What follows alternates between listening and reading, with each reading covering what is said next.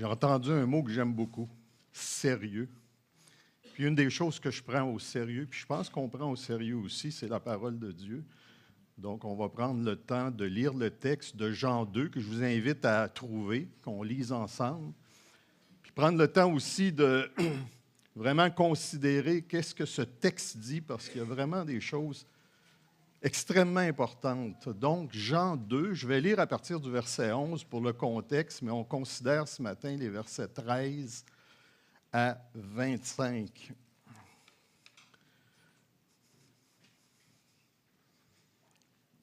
Donc, tel fut à Cana en Galilée le premier des miracles que fit Jésus. Il manifesta sa gloire et ses disciples crurent en lui.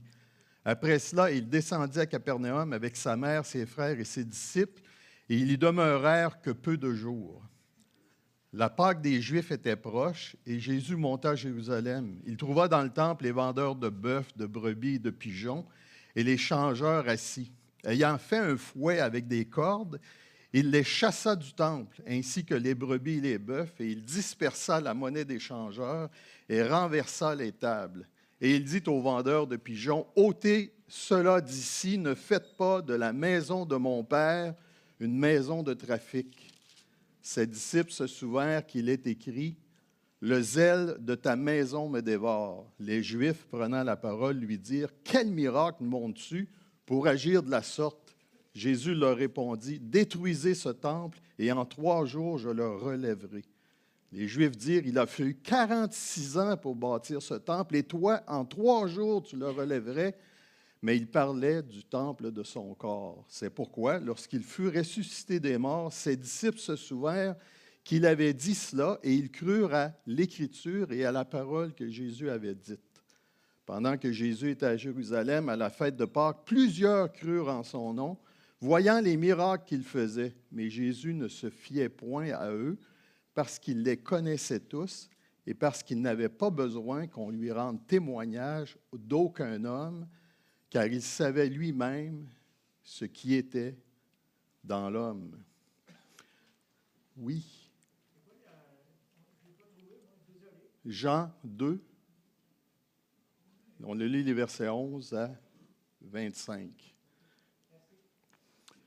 Donc, c'est après la noce de Cana, la dernière fois que j'étais ici, je vous en ai parlé. C'est le premier miracle que le Seigneur Jésus a fait. C'est un miracle quand même privé.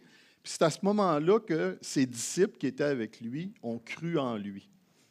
Après ça, il descend à Capernaum avec sa mère, ses frères, tout ça. Mais il ne reste pas longtemps à Capernaum. Pourquoi? Parce qu'il va être à Jérusalem pour la fête de la Pâque. 3 fois par année, les Juifs se présentaient devant l'Éternel. Puis, une de ces fois-là, c'était la Pâque. Il y avait la Pâque et aussi, suivant la Pâque, la fête des pains et le vin. Donc, pendant une semaine, les Juifs se retrouvaient à Jérusalem pour cette fête-là. Les parents de Jésus sont allés à la Pâque. À chaque année, ils descendaient à Jérusalem pour aller à la Pâque.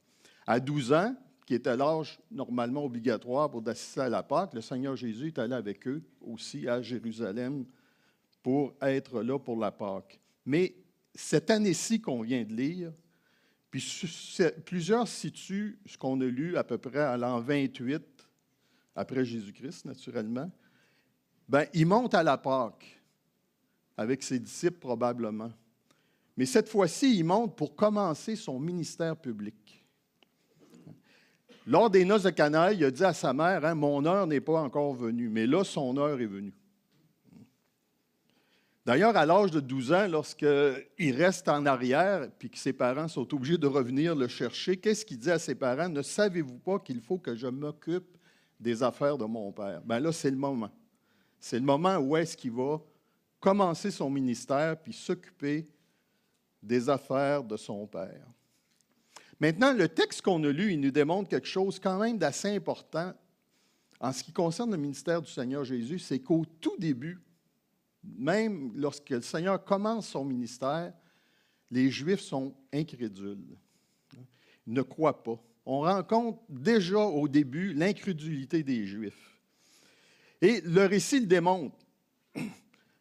Dans les versets 14 à 17, on va voir que le Seigneur Jésus confronte leur incrédulité. Parce qu'il va dire aux Juifs, « Ne faites pas de la maison de mon Père une maison de trafic. Il va aussi confondre leur incrédulité parce que les Juifs vont dire, ben, tu viens là de jeter les marchands dehors, mais sous quelle autorité tu fais ça? Montre-nous un signe qui nous montre ça. Puis il va les confronter, ils vont confronter leur incrédulité. Puis finalement, il va confirmer leur incrédulité lorsque, même si des gens disent croire en son nom, lui va leur dire que lui ne croit pas en eux, ne croit pas leur témoignage. Donc, comme des milliers de pèlerins, puis on pense que la ville de Jérusalem, puis là, il y a plusieurs chiffres, mais j'ai pris les chiffres que je pensais le plus réalistes. On pense que lors de la Pâque, la ville de Jérusalem passait d'à peu près 200 000 habitants à au moins 1 million de personnes qui se rendaient à Jérusalem. C'était vraiment la fête de Pâques, était la fête principale que les Juifs assistaient, puis Jérusalem débordait de pèlerins. Cette fête-là, elle avait lieu au mois de Nissan, le 14, qui correspond à la pleine lune de la fin mars ou du début avril. Et c'était suivi tout de suite après de la fête des pains sans levain du 14 au 22 de Nissan. Mais déjà le 10 de Nissan, on avait notre agneau, parce qu'on allait principalement à la Pâque pour sacrifier un agneau. Cet agneau-là rappelait l'agneau que les Juifs avaient dû immoler, sacrifier, tuer, pour mettre le sang sur le linteau au-dessus de la porte, puis sur les montants, donc sur le cadre de la porte, pour les protéger de la 10e plaie que Dieu allait exécuter sur le pays des Juifs, des Égyptiens, sur l'Égypte, pour que finalement les Juifs laissent aller le peuple. Les Juifs étaient esclaves en Égypte, puis Dieu va faire 10 plaies, puis à la 10e, finalement, les Juifs vont le laisser aller. Mais cette 10e plaie-là, c'était que Dieu allait tuer ou mettre à mort les premiers-nés de tous les hommes et de tous les animaux.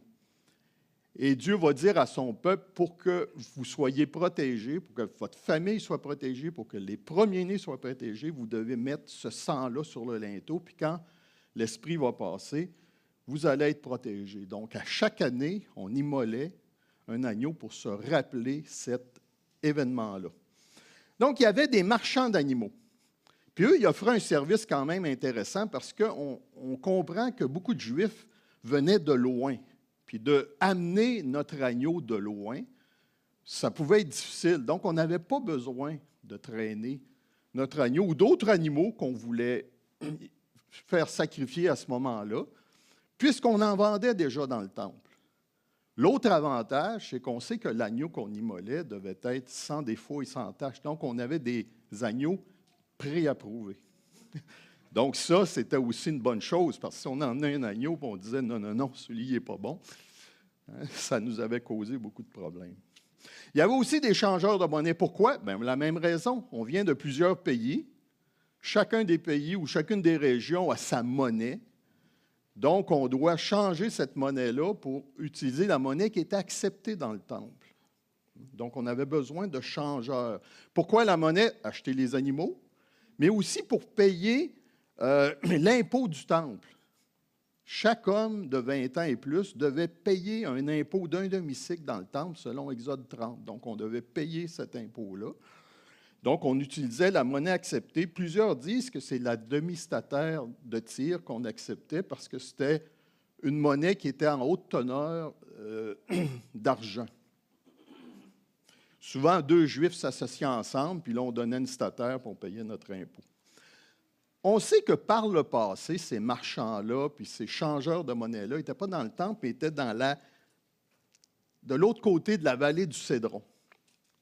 Mais probablement avec les principaux sacrificateurs, on a fini par accepter qu'ils viennent directement dans le temple. Maintenant, petite mise en contexte, le temple. On avait dans le temple le sanctuaire. Le sanctuaire, c'est là qu'on avait le lieu saint et le lieu très saint. De chaque côté du sanctuaire, on avait la cour des sacrificateurs. Tout autour de ça, donc au-delà du cour des sacrificateurs, puis du sanctuaire, on avait la cour des hommes. En avant de ça, on avait la cour des femmes. Et tout autour de ça, on avait la cour des gentils. Et cette cour-là était séparée par une balustrade basse, puis on avait mis des écriteaux. Que si un gentil dépassait cette balustrade-là, ou un juif qui n'était pas pur, qui n'était pas convenablement préparé pour entrer dans le temple, on allait les mettre à mort. Donc, il y avait cette région-là qui était réservée aux gentils, donc aux non-juifs, puis on ne pouvait pas aller plus loin que la balustrade. Donc, le Seigneur, avec un fouet improvisé, va prendre des cordes, puis on comprend que si on a des animaux, il faut les attacher, il faut les tenir. Donc, il y avait probablement des cordes qui traînaient un peu partout. Va faire un fouet improvisé, puis va se mettre à chasser les brebis puis les bœufs de la cour des gentils. Il va renverser les tables des changeurs. Puis il va dire aux gens qui vendent des pigeons d'ôter ceci de la cour des gentils. Donc, on peut comprendre que les pigeons devaient être dans des cages, puis il leur a dit, bien, sortez les cages d'ici. On est assez convaincus, 2 moments où est-ce que le Seigneur Jésus, on peut dire, purifie le temple. On a ce qu'on va regarder ce matin, mais va aussi à la dernière Pâque, la Pâque où est-ce qu'il, finalement, on va le mettre à mort, va aussi purifier le temple. De ces 2 occasions-là, c'est les seuls endroits dans le Nouveau Testament où est-ce qu'on voit que le Seigneur Jésus utilise la force. On n'a pas d'autre endroit où est-ce qu'on voit que le Seigneur va utiliser la force. Maintenant, lorsqu'on voit ça, on peut être tenté de se dire, bien, c'est justifié de se mettre en colère. Parce que le Seigneur Jésus a pris la force, peut-être en colère, puis il a chassé tout ce monde-là du temple. Je pense que c'est une fausse justification. Puis l'autre chose, que si on fait juste penser que c'est ça que le texte nous enseigne, on va passer à côté de choses importantes qui nous est enseignées ici. Donc, on n'a pas, mais malheureusement, on n'est pas témoin de ce qui est arrivé. Donc, on ne sait pas comment le Seigneur était lorsqu'il a chassé tout ce monde-là du temple. Bon, maintenant, on peut quand même croire que c'était énergique ce qu'il a fait. Surtout les gros animaux. Je veux dire, si tu n'utilises pas un peu d'énergie, ils ne bougeront pas. Ça fait qu'on peut penser que c'était énergique, mais rien ne nous dit que c'était cruel.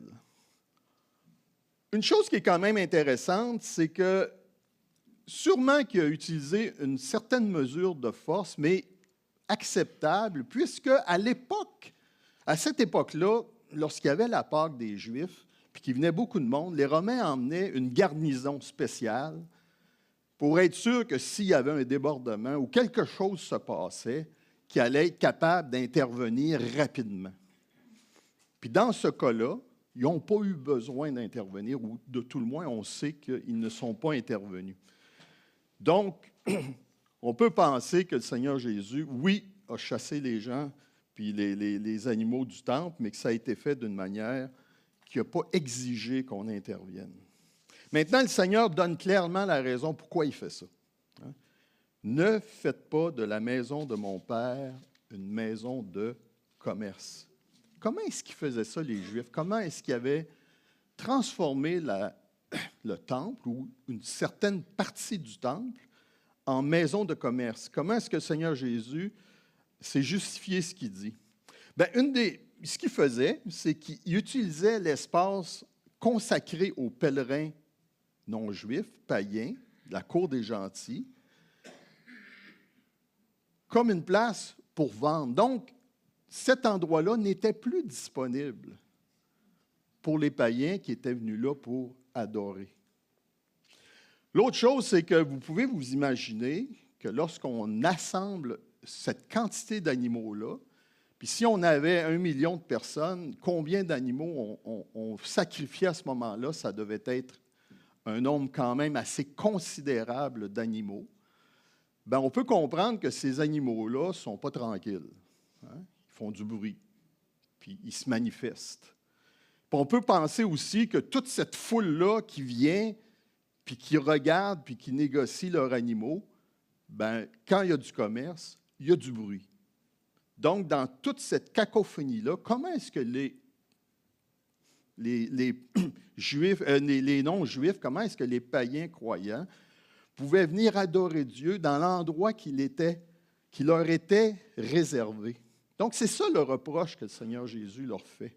Hein? Vous avez fait de la maison de mon Père un lieu de commerce. On n'est plus capable de l'utiliser pour la raison pour laquelle ce lieu-là est là. Ici, c'est quand même assez clair que le reproche que le Seigneur Jésus fait, c'est justement qu'on n'est plus capable d'utiliser l'endroit. Lorsqu'il va une deuxième fois purifier le temple, c'est assez clair qu'il va leur reprocher aussi qu'ils font des affaires frauduleuses. Mais rien ne nous dit ici que c'est le cas. Mais lorsqu'il va le refaire à nouveau, il va leur dire « Ma maison sera appelée une maison de prière pour toutes les nations, mais vous, vous en avez fait une caverne de voleurs. » Donc ça aussi, c'est probablement une raison pourquoi le Seigneur Jésus intervient. Vous savez, les Juifs auraient dû être une bénédiction pour tous les peuples.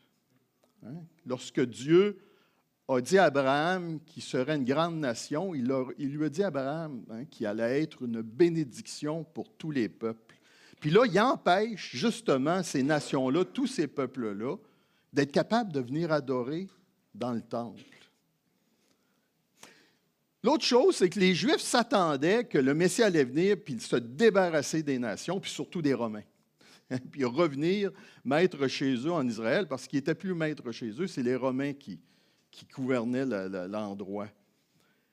Mais malheureusement, au lieu de ça, le Messie vient puis il les attaque eux.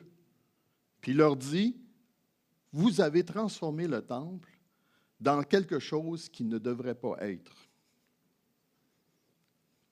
Donc, il est venu confronter, déjà tout au début, leur incrédulité, puisqu'il démontre que la manière qu'il utilise le temple, c'est en dehors de ce que Dieu s'attend d'eux.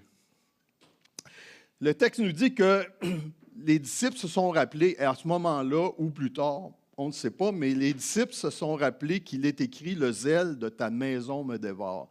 C'est une citation du psaume 69, le verset 10. C'est un des 6 psaumes les plus cités dans le Nouveau Testament.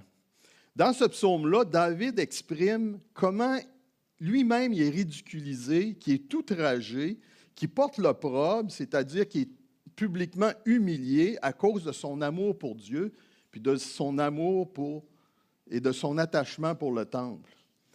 Donc, le Seigneur Jésus vit exactement la même chose. Puis ce zèle-là pour la maison de son Père, ça le consume, lui.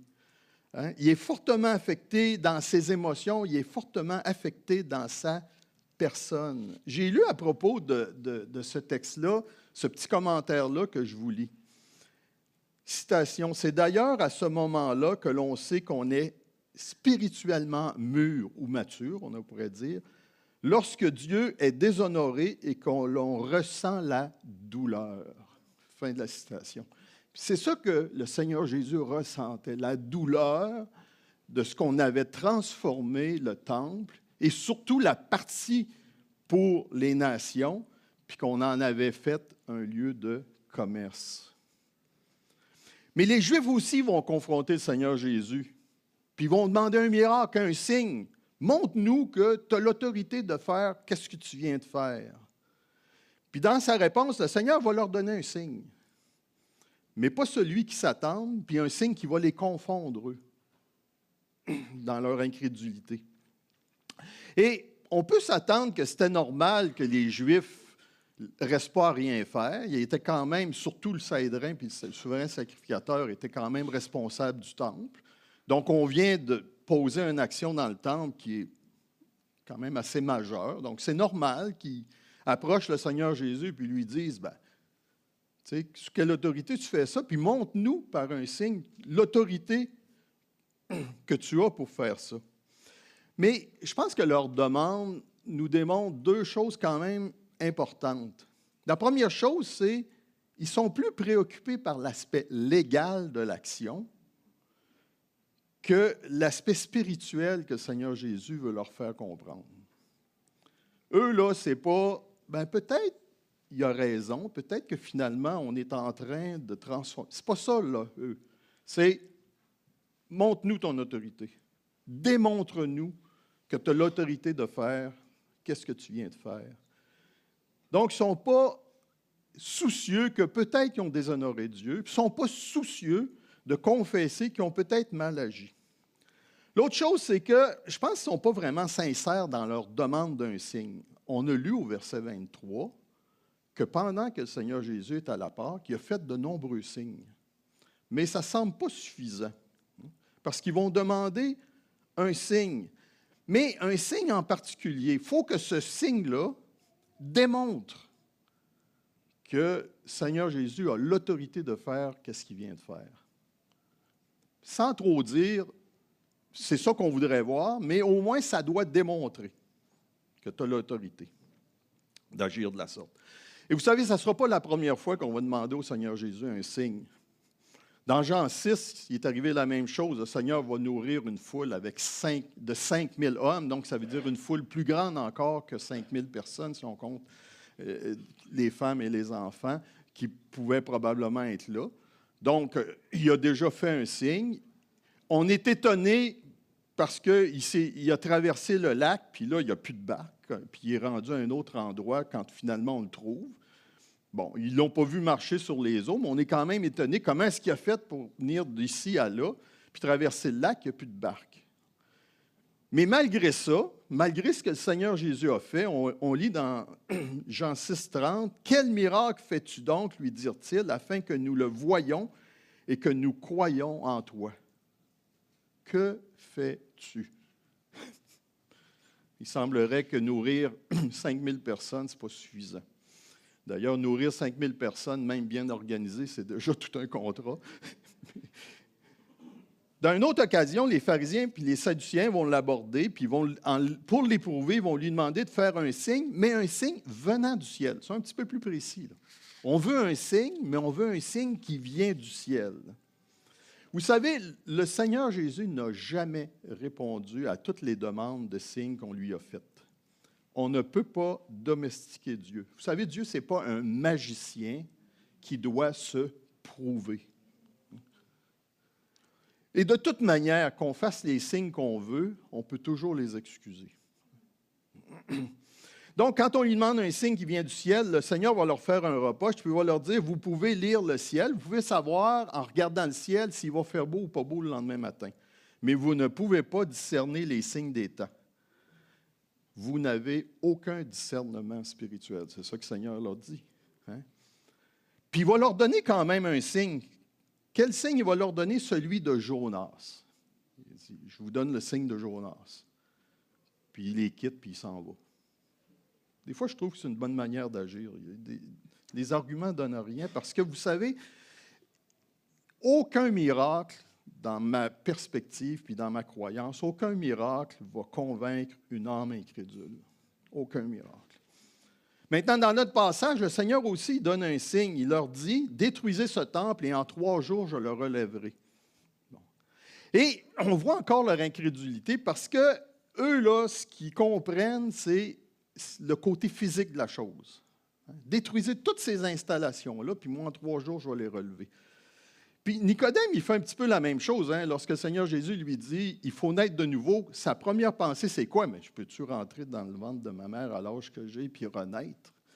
C'est ridicule, c'est impossible. Mais c'est comme ça que Nicodème réagit, puis c'est comme ça que les Juifs réagissent aussi.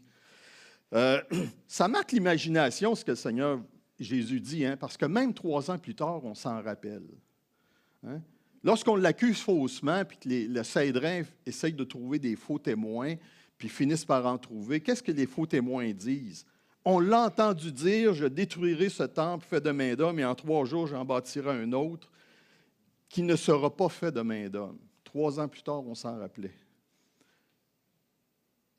Mais ils tordent de ce que le Seigneur Jésus a dit. Ils tordent le sens que le Seigneur Jésus a dit, parce qu'il n'a pas dit « je détruirai le temple ». Il a dit « vous détruisez le temple, puis je vais le relever en 3 jours ». On va se moquer de lui en croix, on va lui dire, toi qui détruis le temple et qui le rebâtis en 3 jours, sauve-toi toi-même.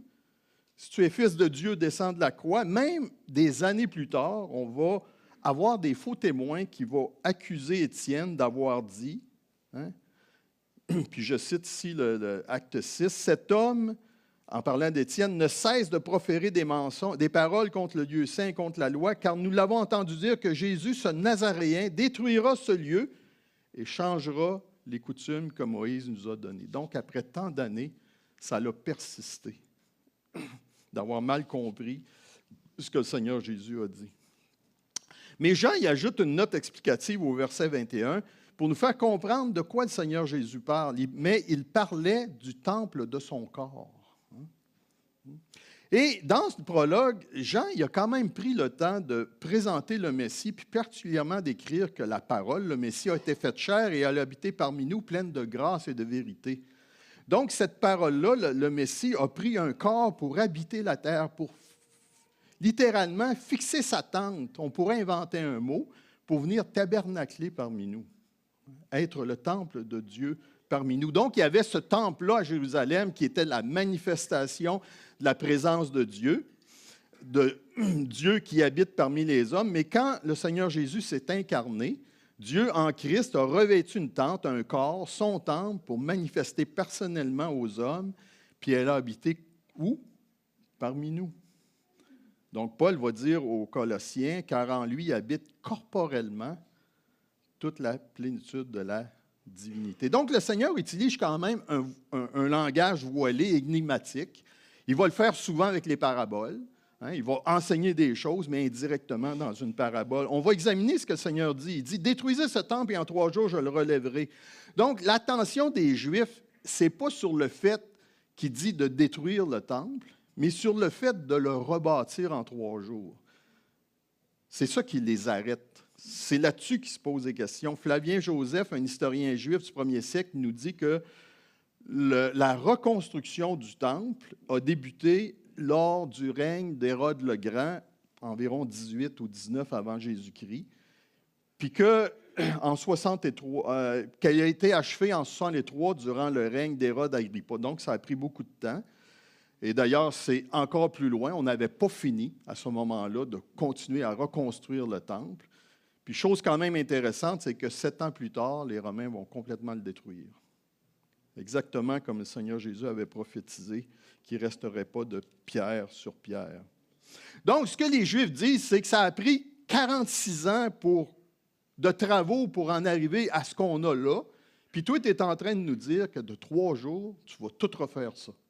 Naturellement, si vous êtes honnête avec moi, c'est une affirmation assez ridicule. C'est impossible.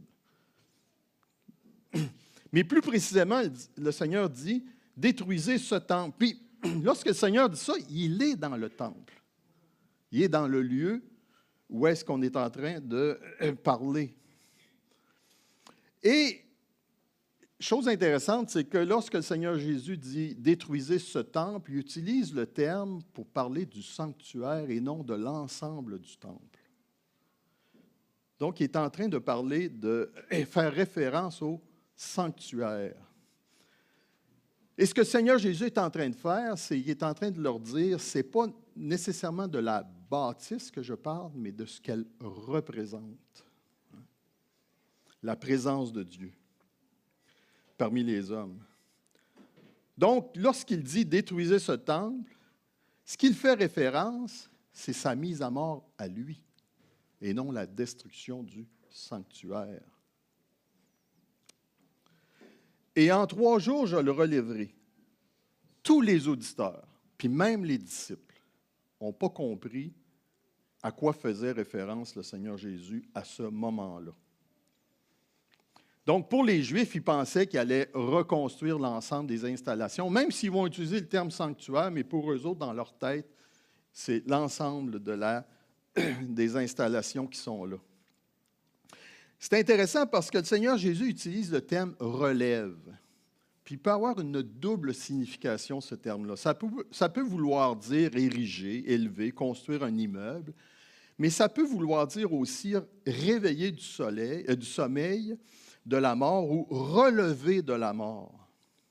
Donc, le Seigneur Jésus, ici, est en train de parler de sa résurrection le troisième jour. C'est ça qu'il est en train de faire. C'est la prédication des premiers chrétiens. Les premiers chrétiens ont toujours mis de l'avant le fait que le Seigneur Jésus avait ressuscité 3 jours plus tard. Dans un sens, c'est la fin du temple. C'est la fin de l'ancienne alliance.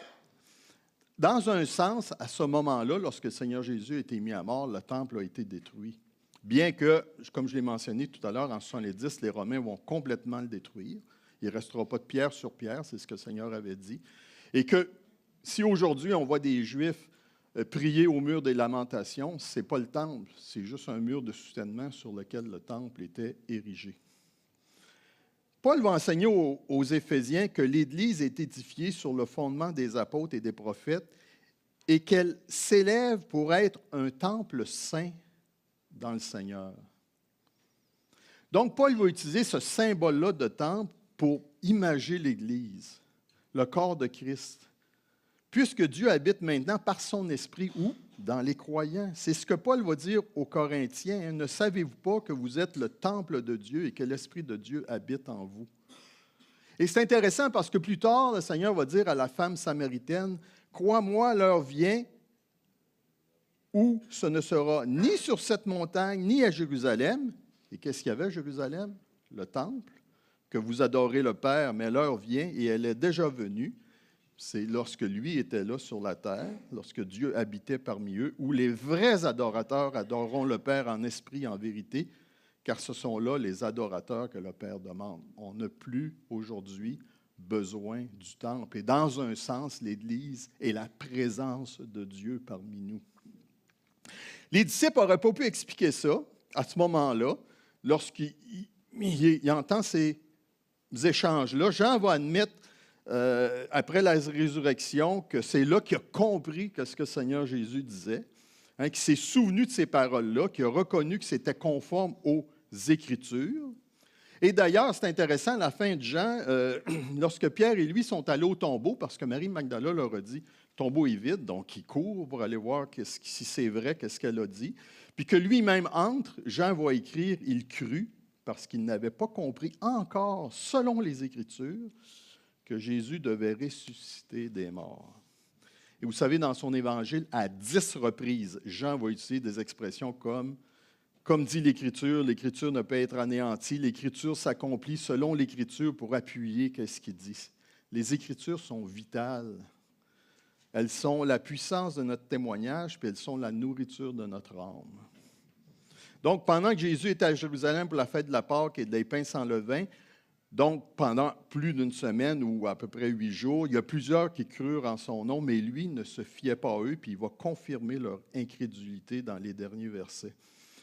Donc, suite à cette intervention-là qu'il a faite dans le temple, suite à tous les miracles qu'il a lus, on lit que plusieurs crurent en son nom. Mais on lit aussi que « mais Jésus ne se fiait point à eux ». On pourrait aussi dire « ils n'avaient pas foi dans leur foi ». Ils ne croyaient pas en lui, mais lui, littéralement, les gens disaient croire en lui, mais lui, littéralement, ne croyait pas en eux. Pourquoi? Parce que leur foi venait de ce qu'ils avaient vu. C'était le produit de l'étonnement des prodiges qu'ils avaient vus. Ils étaient frappés plus par le miracle que celui qui avait fait le miracle. Et vous savez, toute foi qui repose sur des miracles seulement, c'est une foi précaire. Ce n'est pas une foi solide, c'est une foi superficielle. Les signes que le Seigneur Jésus faisait, puis Jean est clair dans ce qu'il dit, c'est pour ramener les regards de la foi à celui qui les accomplit. Dans Jean 10, le Seigneur, c'est ça qu'il va dire aux Juifs. Puis écoutez ce que le Seigneur leur dit quand on veut lapider le Seigneur Jésus. Il leur dit, « Si je ne fais pas les œuvres de mon Père, c'est-à-dire les signes, ne me croyez pas, mais si je les fais, quand même, vous ne croyez pas. Croyez à ces œuvres. Pourquoi? Afin que vous sachiez et reconnaissiez que le Père est en moi et que je suis dans le Père. » Donc, ces signes-là, c'était pour inciter les gens à croire ce que le Seigneur Jésus affirmait, qu'il était Dieu. Pourquoi Jean écrit son évangile? Je je vais le répéter encore une fois, pourquoi que Jean écrit son évangile, puis il raconte tous ces miracles, puis ces signes-là. Mais il le dit à la fin, afin que vous croyiez que Jésus est le Christ, le Fils de Dieu, et qu'en croyant, vous avez la vie en son nom. Une foi qui s'applique sur autre chose que la personne du Seigneur Jésus, ce n'est pas une foi. Puis même si on dit croire en son nom, on ne croit pas en son nom. On croit dans les miracles qu'on a vus. Nicodème, dans son entretien avec Nicodème, Jésus va expliquer la nature de la foi qui sauve. Cette nature-là, Jean, il l'a déjà dit dans son prologue un peu. Lorsqu'il dit que elle, la parole, ou le Fils incarné, ou le Messie, a donné le pouvoir de devenir enfant de Dieu à ceux qui croient en son nom. Donc, le salut est l'œuvre de Dieu. En résumé, Godet va écrire ceci, il dit « Jésus n'est pas plus ébloui par ce succès apparent, puis ici il parle de ceux qui croient en son nom, tous ces gens-là qui disent croire en lui, qu'il n'est découragé par le revers qu'il a essuyé dans le temple, qu'on met en question son autorité. » C'est ça que Godet dit. Puis Jean va expliquer pourquoi, parce qu'il les connaissait tous, parce qu'il sait en lui, parce qu'il sait lui-même ce qui est dans l'homme, puis qu'il n'a pas besoin d'avis, on n'avait pas besoin de lui expliquer, de lui dire « Hey, tu sais, cette personne-là, je sais telle chose à propos de lui. » Puis d'ailleurs, tous les témoignages qu'on peut rendre de quelqu'un, c'est toujours imparfait parce que qui peut croire qu'on connaît parfaitement une autre personne? Des fois, je me dis, est-ce que je me connais parfaitement moi-même? Donc, le Seigneur n'a pas besoin qu'on rende témoignage de personne, même d'un témoignage limité. Puis c'est encourageant parce que dans le psaume 139, qu'est-ce que David exprime? Je vous lis les premiers versets. « Éternel, tu me sondes et tu me connais. Tu sais quand je m'assieds et quand je me lève. Tu pénètres de loin ma pensée. Tu sais quand je marche et quand je me couche. Tu pénètres toutes mes voies, car la parole n'est pas sur ma langue, que déjà, ô Éternel, tu la connais entièrement. » Et vous savez, le Seigneur connaissait Nathanaël, puis il va lui dire, « Voici un Israélite dans lequel il n'y a point de fraude. » Puis Nathanaël va lui dire, « Comment ça, tu me connais? » Puis il connaît Pierre, que lorsqu'il le voit arriver, il dit « Tu es Simon, fils de Jonas, tu seras appelé Céphas, ce qui signifie Pierre. » Il est en train de prophétiser qu'est-ce que Pierre allait être. Il savait qu'il allait le renier 3 fois, il savait qu'il allait le rétablir, puis lui dire à 3 reprises « Paie mes agneaux, paie mes brebis », puis il va même lui révéler la manière qu'il va mourir. C'est quand même réconfortant, n'est-ce pas réconfortant, que le Seigneur nous dise dans Jean 10 « Je connais mes brebis ». Et mes brebis me connaissent. Et vous savez, Jean écrit ces lignes, les derniers versets du chapitre 2, c'est un peu pour introduire le récit de Nicodème, parce qu'au verset 1 du chapitre 3, c'est écrit « Mais ». Mais il y eut un homme, puis cet homme-là, les signes ont commencé à initier sa foi. Pourquoi? Parce que quand Nicodème va approcher le Seigneur Jésus, il va lui dire « Rabbi, nous savons que tu es un docteur venu de Dieu, car personne ne peut faire ces miracles que tu fais si Dieu n'est avec lui. » Nicodème avait reconnu que ce que le Seigneur Jésus faisait, probablement Dieu était avec lui. Puis il va venir voir de nuit Seigneur Jésus parce qu'il veut en savoir plus. Mais ça, c'est pour la prochaine fois. J'aimerais qu'on finisse, vous donner quelques idées sur un thème quand même plus solennel. Vous savez, le Seigneur Jésus, il recherchait une conversion véritable plutôt qu'un enthousiasme superficiel. Puis moi, des fois, les conversions enthousiastiques, je suis bien content, mais ce que le Seigneur cherche, c'est une conversion véritable. C'est pour ça qu'il a accompli ces miracles et ces signes spectaculaires à Jérusalem. Puis il va nous mettre en garde contre une foi superficielle. Il va dire, dans Matthieu 7, « Ceux qui me disent « Seigneur, Seigneur » n'entreront pas tous dans le royaume des cieux, mais seulement celui qui fait la volonté de mon Père qui est dans le ciel. » Il va dire aux Juifs, dans Jean 8, qui avaient cru en lui, « Si vous demeurez dans ma parole, vous êtes vraiment mes disciples. » Vous savez, la foi qui sauve est toujours accompagnée d'une vie qui recherche la sainteté et la soumission à Dieu. Ça, c'est la foi qui sauve. C'est pour ça que Jacques va écrire que la foi, si elle n'a pas les œuvres, elle est quoi? Elle est morte, elle est vaine, elle est morte. On va prier. Seigneur, n'est-ce pas merveilleux de connaître le Dieu qui connaît toutes choses? Mais n'est-ce pas aussi terrifiant? Seigneur, vraiment, sonde les cœurs ce matin. certains pour les réconforter, certains pour les confronter et peut-être d'autres aussi pour les sauver. Merci pour ta parole. Amen.